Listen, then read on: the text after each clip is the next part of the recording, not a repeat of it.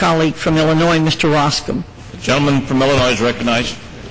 Thank you, and I thank the gentlelady for yielding. You know, I offered an amendment to the Job Creation Through Entrepreneurship Act, H.R. 2352. And it's one of those job titles, one of those bill titles that is sort of unarguable. Who can simply be against job creation through entrepreneurship? Nobody.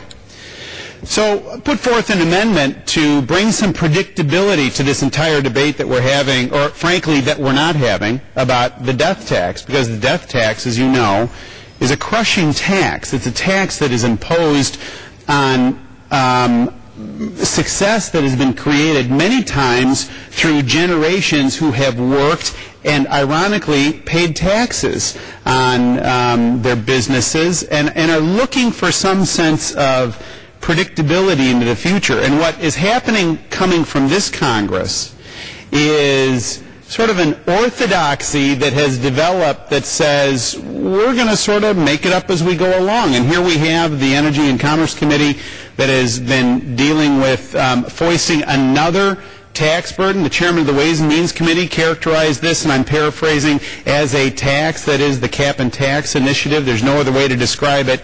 And yet here was this simple amendment that would have repealed the death tax, and it would have brought some predictability into it, and just on a party vote, it was just sort of swatted aside. And I'm told by listening this morning that it was characterized as unimportant. Well, I'll tell you what, for companies in my district, for small businesses in the suburbs of Chicago, the death tax is not an unimportant issue. And let me just highlight a couple of the entities that are in favor of the death tax repeal. The U.S. Chamber of Commerce, the National Federation of Independent Business, which the gentlelady referenced a minute ago, the National Association of Manufacturers, the National Small Business Association, the National Association of Realtors, S Corporation Association of America, the Association of Equipment Manufacturers, and we know dozens and dozens, if not hundreds, if not thousands of small companies and entrepreneurs and self-employed folks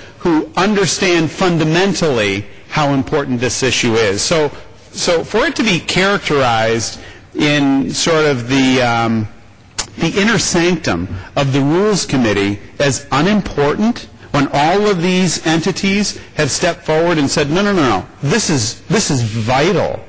This is not unimportant. This is vital. And it ought not be swatted away. It ought not be just said, we're not going to allow a roll call vote on this, and the only way you're going to be able to raise this issue is you got to sort of scrap along and bring it up in a rules debate, but the House is going to be completely silent. Think about the signal that sends to the small business person. Think about the signal that sends to the entrepreneur. Think about the signal that this Congress is sending to the self-employed. It's sending a signal that says there's no predictability into the future based on what this Congress is going to do. And I would suggest that we are in an economic situation the likes of which none of us have ever seen before. We're in an economic situation the likes of which no generation has really ever seen before, and the pace of change is moving so quickly that it's very difficult for folks to get their arms and their heads around. And we had an opportunity, the Rules Committee had an opportunity to say, look, once and for all, let's get this done. Once and for all, let's get this death tax repealed off the books, take away the ambiguity so that people know what they're doing in the future.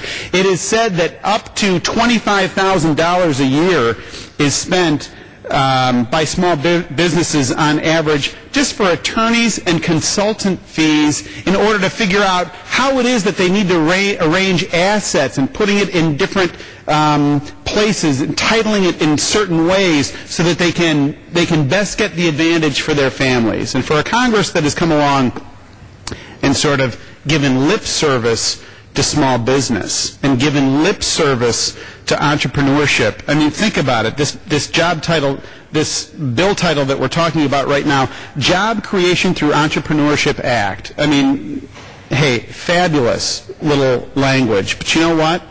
You want to create jobs? You want to create opportunity? You want to help entrepreneurs?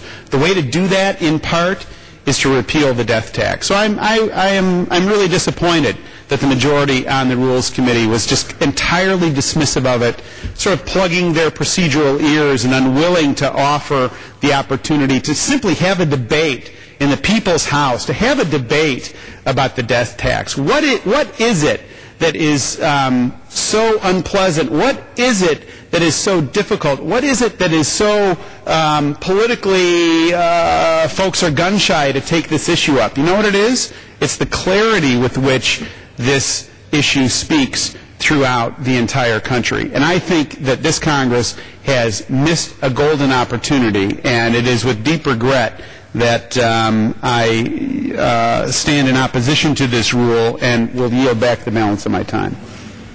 The gentleman from Colorado. May consume, again to my colleague from Illinois, Mr. Roskam. The gentleman from Illinois is recognized for as much time as he may consume. Thank you, and I thank the gentlelady for yielding. You know, briefly in response to the gentleman from Colorado, he raised two interesting points. They were procedural points largely, and I just would like to speak to them. One was germaneness, and the other one was PAYGO, as I recall. You know, and I think it's disappointing that the Rules Committee majority decides to impose these standards on certain bills and then ignore these standards on certain bills, and to act as if the majority, as pure as the wind-driven snow on PAYGO, is a mischaracterization of past conduct. This is a majority that has run roughshod over its own rules in the past. So on the PAYGO side, people in my district would characterize that as spare me. Now, on the germaneness, you know, here we look at the rule, and the rule on paragraph 5 waives all points of order against the amendment in the nature of a substitute, et cetera, et cetera, et cetera. In other words, the rule, by declaration, can take care of the germaneness issue. So let's not hide behind procedure here. Let's not hide behind a rule book that the majority has been very, very willing to cast aside in the past to advance its own agenda. And instead, why don't we come together? Why don't we come together and say, you know what? Let's do something that we absolutely know is going to help small businesses. Let's do something that we absolutely know is going to help the self-employed, that we absolutely know is going to help the entrepreneur. Because if you're interacting with those folks across the country who are really the ones that we all give lip service to, or really the ones that we all say, well, this is the group that creates jobs, then why in the world are we putting this albatross around their necks? Why in the world are we allowing this ambiguity? They don't know if they're a foot or horseback on this thing, and it's not fair. And you know what? This Congress can do something about it. This Congress can create predictability. This Congress is going to say, can say, if it chooses to the small business owner, to that family that is created through work and risk and toil, we can say to them, look, we're not going to come through here with a confiscatory tax that takes one generation from one generation to another. You know, we've seen enough generational theft, frankly, that has come through this Congress, where one generation has piled on debt upon debt upon debt upon debt on our children. And it is frankly irresponsible. We've seen how from George Washington to George W. Bush, it took 43 American presidents, Mr. Speaker, to create $5.1 trillion in debt. And yet with this majority and with this administration, doubling that amount in 5 years, tripling that amount of money in 10 years is simply staggering. And here we have a simple amendment that the Rules Committee sort of looks at and says, oh, no, not interested, not important. Not important. Not important to the folks in my district. Not important to the businesses and entrepreneurs in suburban Chicago. Not important. It's vitally important. This Rules Committee needs to do better. This Rules Committee needs to be bringing things to the floor that create prosperity and create opportunity. And with all due respect to this bill, I'm sure it's a fine bill, but you know what? It falls short of what the possibilities are.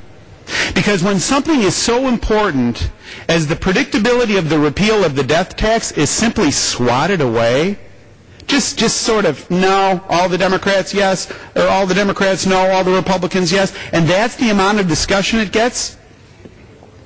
That's just, frankly, it's not good enough.